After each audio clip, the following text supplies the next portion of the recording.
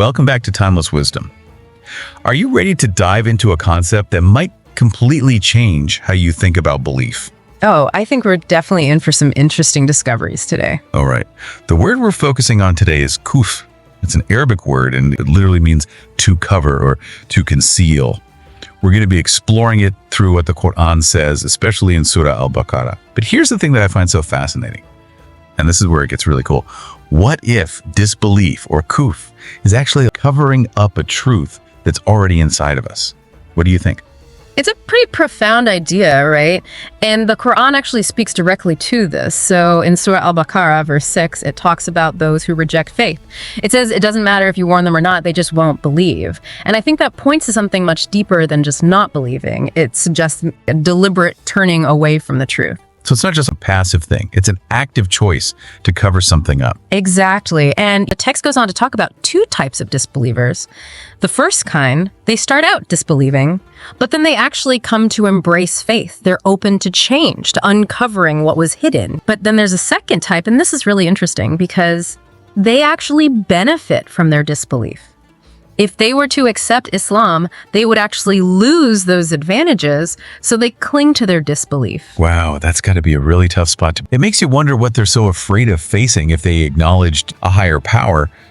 But stepping back for a second, the Quran also says that everyone is born with a natural belief in a higher power.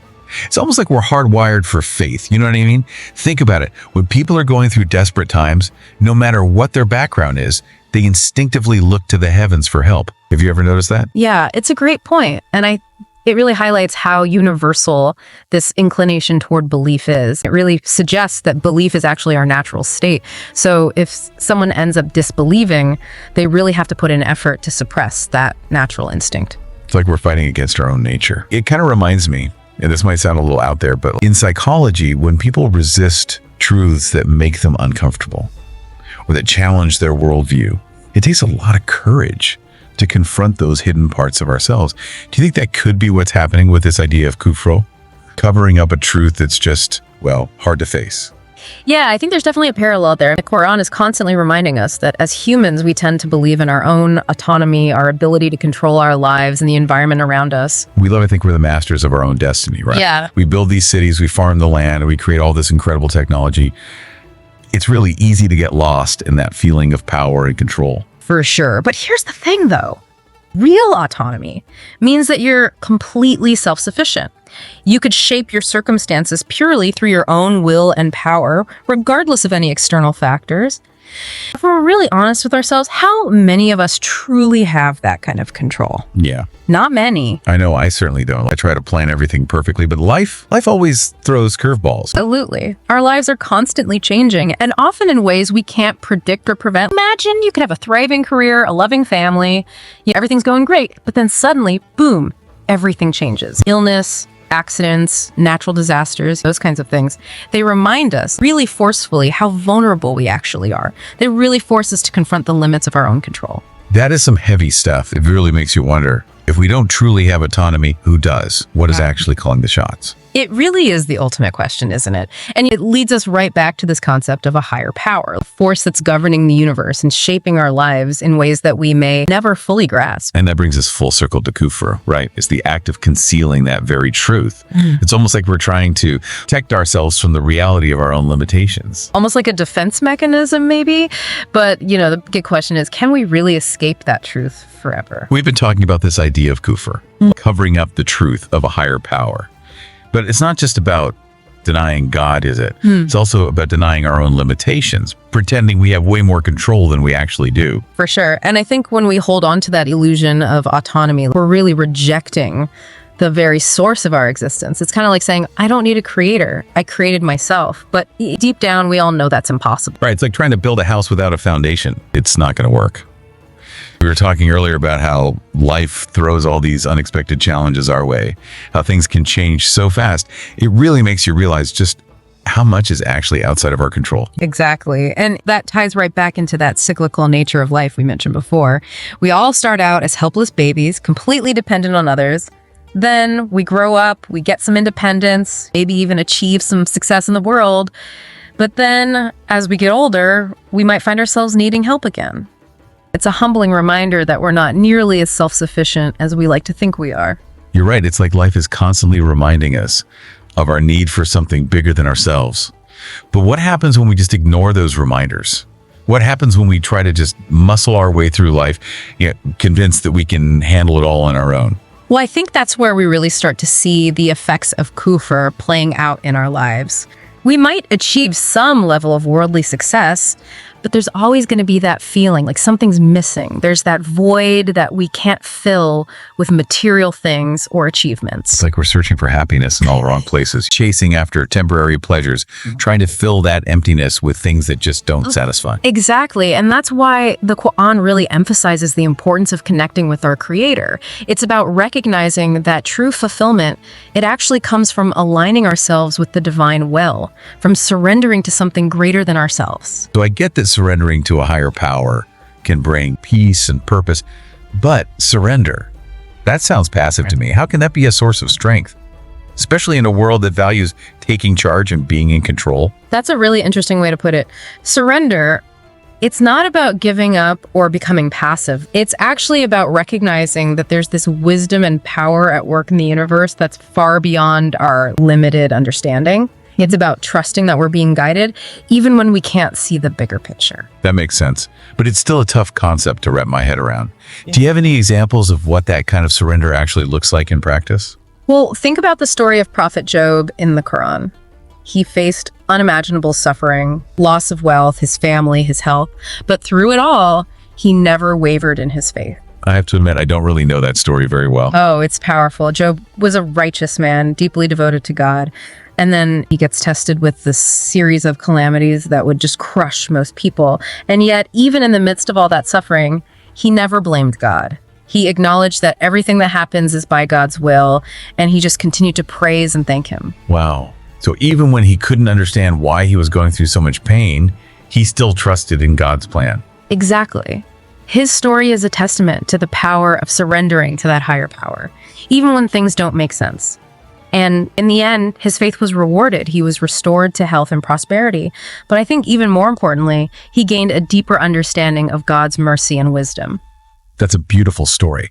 It shows how surrendering to a higher power can actually be a source of incredible strength and resilience. But it also makes me think about how all of this ties back to Kufr. If Job's story is about uncovering that truth of God's presence even when facing adversity, then Kufr is about covering that truth up, denying it even when it's right there in front of us. I think you've really hit the nail on the head. When we try to control everything, when we refuse to acknowledge our limitations and our dependence on a higher power, we're essentially closing ourselves off to a whole world of possibility. We're limiting ourselves to what we can see and understand instead of opening ourselves up to the infinite possibilities that come with surrendering to something greater than ourselves. So if we accept that surrendering to God is that key to true fulfillment, what does that actually look like in everyday life? How do we actually put this into practice? That's the question, isn't it? It starts with becoming more aware. We need to pay attention to the ways that we try to control our lives, the fears and insecurities that are driving our actions. It's about questioning our assumptions, challenging our beliefs, and just being open to new perspectives. It sounds like it's about becoming more mindful of our thoughts and actions. Absolutely. And it's also about recognizing our dependence on God for everything. Remembering that every breath we take, every bite of food we eat, every moment of joy and sorrow, it's all a gift from our Creator. I love that. Every breath is a gift. It really makes you realize how much we take for granted. But what about those times when we feel lost or uncertain? How do we surrender to God's plan when we don't even know what that plan is? That's where the concept of Tawakkul comes in. It's about placing our trust in God even when we don't understand His plan. Tawakkul. That's a new word for me. Can you explain that a little more? Of course. Tawakkul is about having complete faith in God's wisdom and mercy. It's about knowing that even when things are really tough, even when we can't see the way forward, God is still guiding us towards what's best for us. It sounds like a really powerful concept. But doesn't that mean we have to give up all control? Just sit back and let life happen to us? Not at all. Tawakkul doesn't mean becoming passive or inactive. It means we do our best, we put in the effort, but we also recognize that the ultimate outcome is in God's hands. It's about finding that balance between effort and surrender.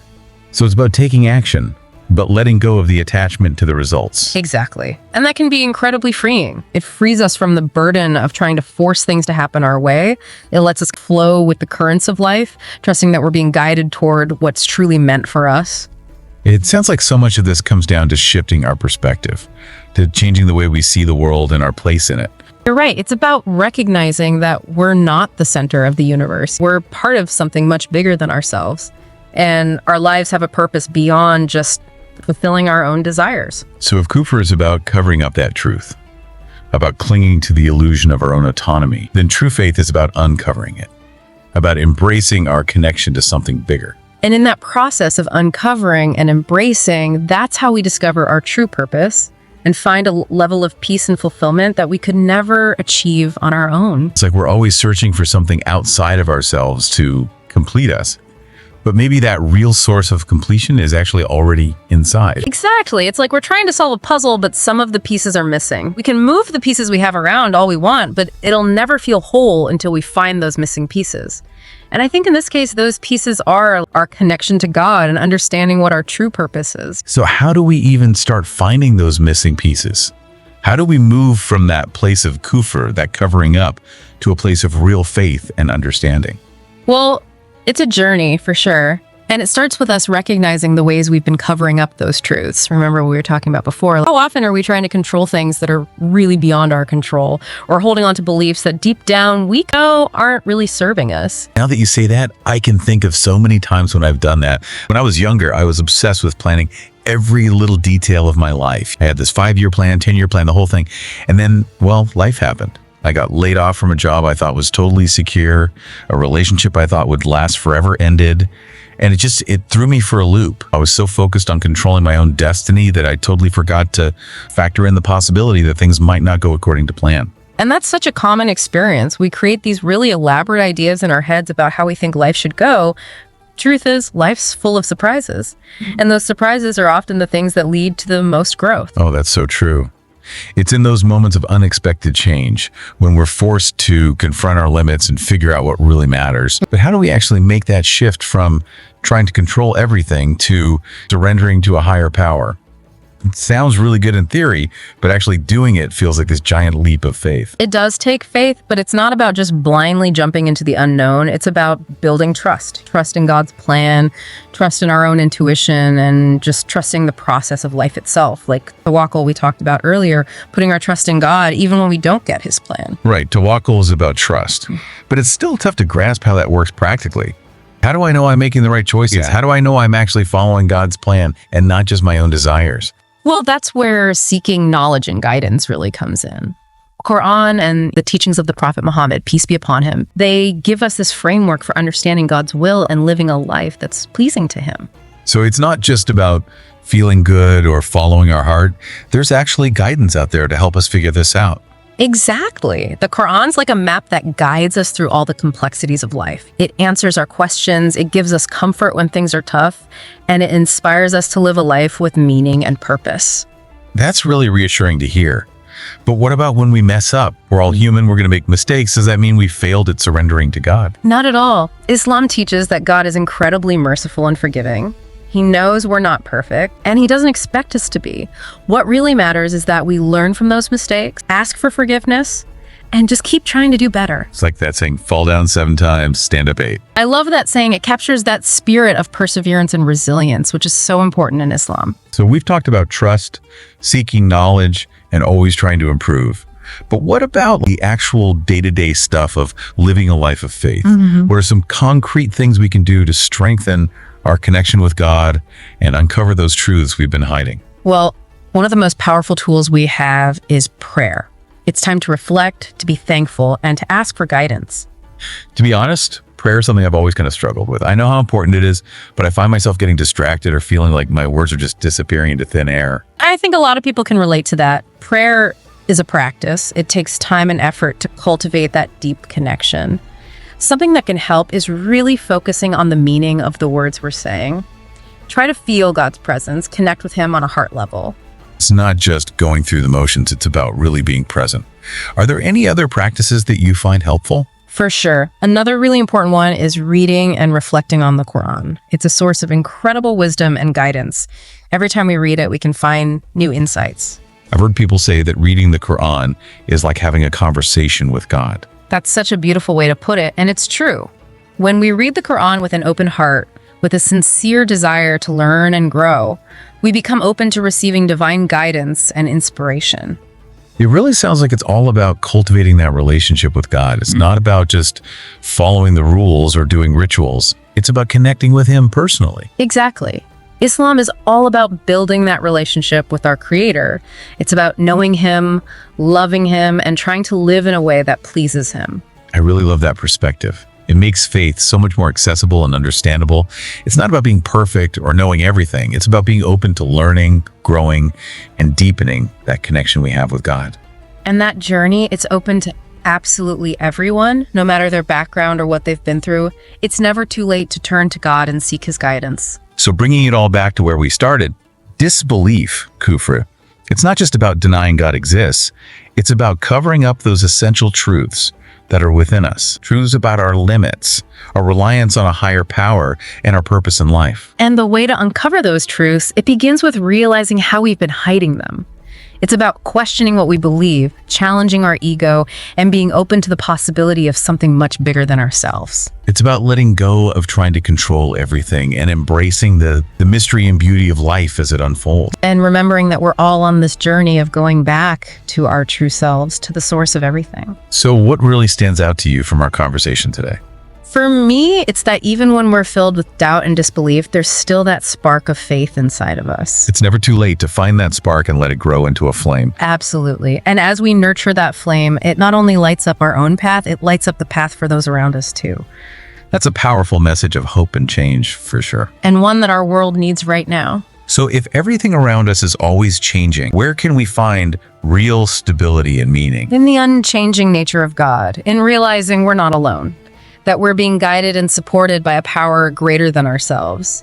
And if you're looking for some practical steps to grow personally through Islamic teachings, check out the Broke Entrepreneur YouTube channel. It's an amazing resource for anyone who wants to connect their financial and spiritual well-being. The Quran's wisdom is timeless. Apply it today.